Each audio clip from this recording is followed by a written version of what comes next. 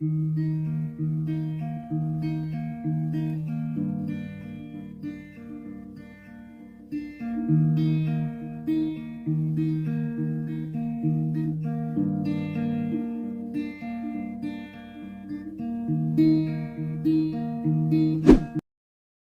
found that you can squish your grapes through a fryer basket. It's a deep fryer basket. You're just going to squish these into a large pot here so that we can save all the seeds or save all the skins. You're going to want a little bit of cold water into a large bowl. And then we're going to place the skins into this water so that they don't dry up and shrivel up. And you can also kind of make sure you didn't miss any seeds. So we're going to put all of our skins into this bowl of water here. And we're going to keep that covered until we're ready to make our jelly. Alright, we'll be back. This is probably going to take about a half an hour to do 8 cups. No, this is a lot more than 8 cups, isn't it? This is probably 10 cups. These are already sweet and a little bit of a bitterness. So we're not going to be adding lemon juice. But if you're using grapes that don't have a little bitterness and they're just sweet grapes, then you're going to want to add a little bit of lemon juice. And after you get those all pushed through there and get all the seeds out as best you can, you want to take this sharp spatula or some kind of a scraper tool here. Scrape the rest of these off. So shoot the seed. And look at this hairy thing. Oh my God, that does not look good, does it? No. Look at that. Is the awfulest color of green I ever saw. Yeah. Get the seeds. Oh my, it just splashed me. Well, I got grape juice in my eyes twice while I was de-seeding this, so yeah. Or I guess we were de-skinning it, weren't we? It took me about 40 minutes to get 12 or 10 cups of grapes de-skinned. And we're gonna cook these for just a few minutes to soften up this grape juice. We're just pretty much gonna bring it to a boil for like 2 minutes, just until all these clumps are out of here. Okay, let's see if this will can fit up top of this. That'll work just fine. Kinda. After you boiled that for a few minutes and it looks like something from the movie The Grinch. Oh God, this is why you want to add those skins back in there. So after we add those skins back in there, it's going to be a nice, beautiful purple. Instead of like looking like green eggs and ham that got barfed up. That's pretty bad. This looks like it's unedible, but it smells good. It smells like grape juice, like white grape juice. So you're going to pour this scalding hot liquid through a sieve. And that is spelled with an E, so it's very confusing. Oh my goodness. And then we're going to turn it this other way so we can actually scoop out the rest. As you want to get every seed out of this pot that we're going to be using here. Yeah, a lighter pot probably would have been easier. But, you know, I like to do things the hard way. Look at that. I spilled it all over the dang place. Okay, we got 3 cups of juice so far. Let's see what happens. Oh, my goodness. We're going to set this in here so that I can quit dousing the kitchen in grape juice. Okay, now we're just going to twist and go backwards. You got to go forward, and then you got to go backwards, and then you go forward, and you'll start like feeling the friction. That's how you'll know when it's time to go backwards and forward. There we go. Almost 4 cups. Look at that. I guessed right on the money, didn't I? Would have been exactly 4 cups if I wouldn't have spilled a 1/4 cup on the counter right here. We're just going to dump that grape juice. Now it's grape juice. Right into that pot there. My gosh, that looks so unappetizing, doesn't it? So after you clean up your stove, you're going to bring this back up to a boil. You don't want to cook all that grape juice onto the stovetop because this is going to be a little while. They look like little boogers now that they're all squished and skinned. It looks like there's a bowl of boogers. So let's add our bowl of boogers back in here. There we go. probably be wise to have a little bowl off to the side here to put your seeds in. Oh, there's a floating one. See that? How it's like little white floater. Oh, I have a bowl in my hand right here. I could have been putting the seeds in. Oh my God. Once this is boiling, you are to add 8 cups of sugar to this mixture, which I think is far too much because we had 4 pounds of grapes, guys. We started with 4 pounds of grapes. I'm telling you, honey, we're not going to be putting ice in there. And if you do, I'm going to have to bait you. Okay, and then stir this until that sugar's all the way melted and bring this back up to a boil here. We're going to bring this down to a high simmer and we're going to let this cook for about 30 minutes. We're going to watch it carefully though, because here it might try to boil over. That's why you want an extra large pot. It's the first time I've ever used the correct size pot, just in case you guys are wondering. Yeah, those little bubbles are going to reach the top here a few times and it'll just want to stir them down. Okay, we're going to cook this for about 30 minutes, but we're going to come and check on it every few minutes and make sure that it's simmering correctly and it's not going to boil over. While that's boiling, did that light? Yeah. We have a large pot of water with a little sheet down there just to keep these jars sitting flush on the bottom. So we have 5 jars because that's all that'll fit into this one. And you want to fill this up with water above the jars. Make sure all the jars have water in them. And we're going to start heating this up to a boiling. Yep, that is just the perfect simmer right there. Okay, I'm setting a timer for 28 minutes. That's the minimum time we're going to need. See you in 28 minutes. So my timer's just about to go off. Okay, we're going to set another timer here for about 10 minutes. And we're going to cook this until you can't stir down the bubbles. That's when we're going to know that this is done cooking. I had to turn this off really quick because I got to the point where I needed to be at with the camera rolling and I wasn't. Okay, so as soon as this gets boiling to the point where it's like this and you can't stir down the bubbles, see, it won't stir down. Oh no, it's going to overflow. And you can't get the bubbles to go away by stirring it. And yes, we are on medium-high, just where we were simmering at. This is how you're going to know that it's time to turn it off. Ooh, yep.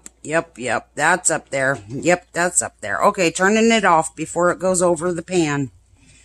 That's why you need a much bigger pan than you have product. You need 50% room for expansion. Okay, we're going to put a towel over our cutting board right here.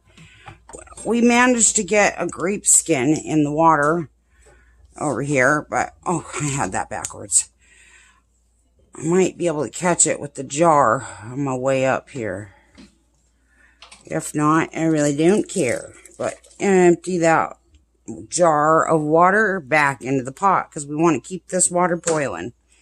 Do not touch this, baby. It is really, really hot. I'm going to scooch this hot pan way over here onto the edge.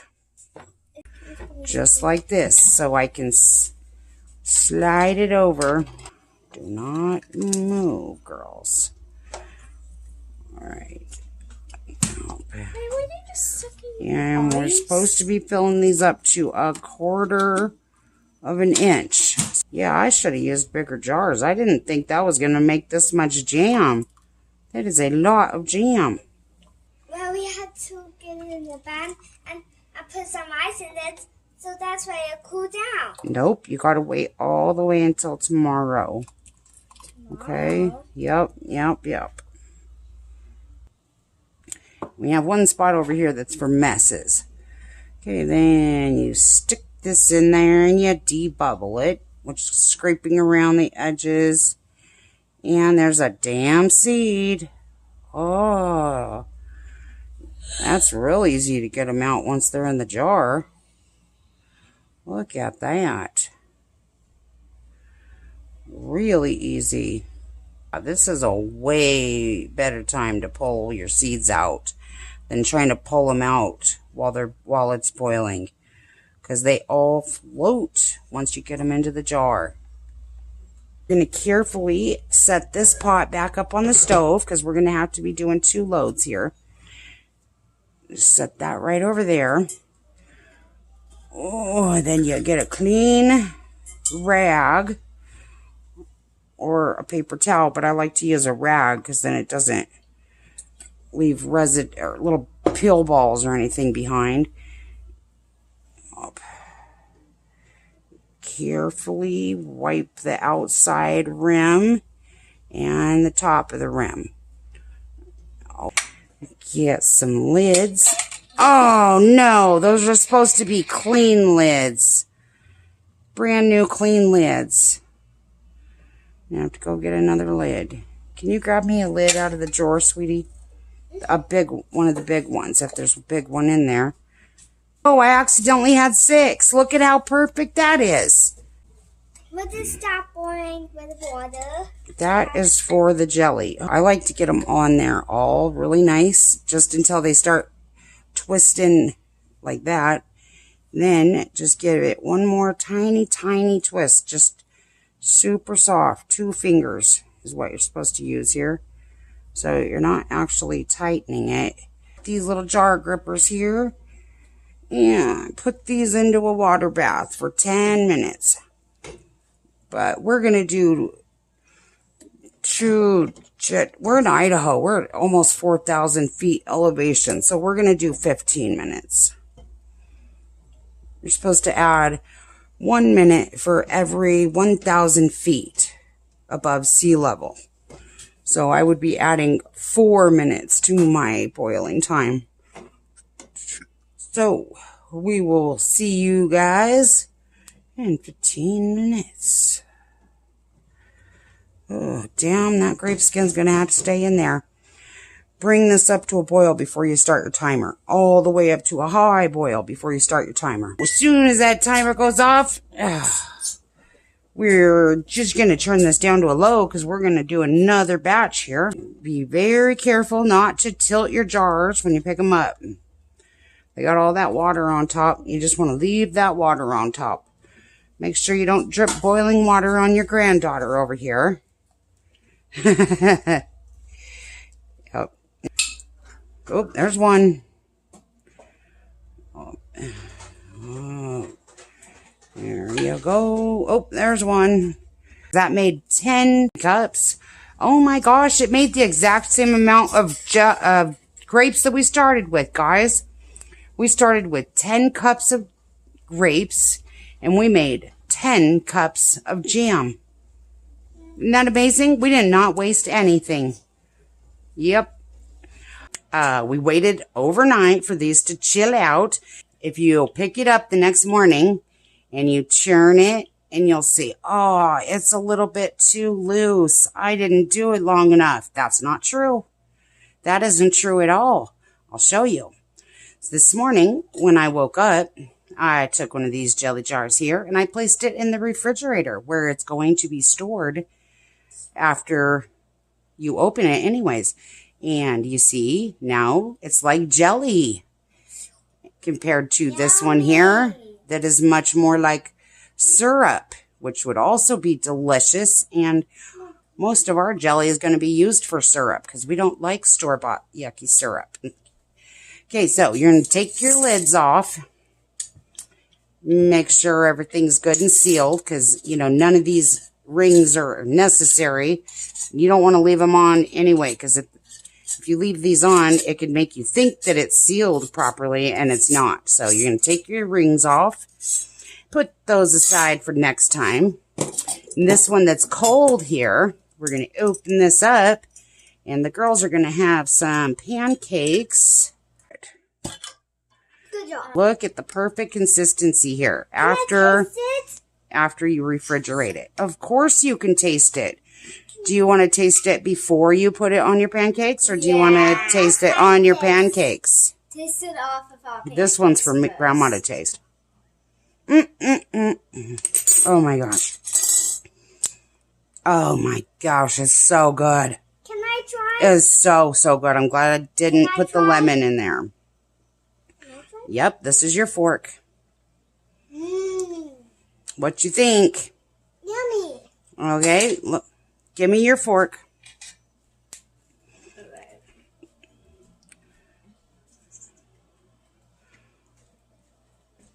Oh. Taste it, Sissy. Can we taste this one? It's yummy. Yes, but you want it to be cold first. What do you think, Chloe? You want some on your pancake? Yeah. All right. Can somebody get me a clean fork? Okay. May, get me a clean fork. No, we already licked those. I want some more. Well, you're going to have some more right on your pancake. Store this in the refrigerator, and it should last you about 4 weeks at a time. There you go. See you guys next time. You'd be my star, and I'd be your sky.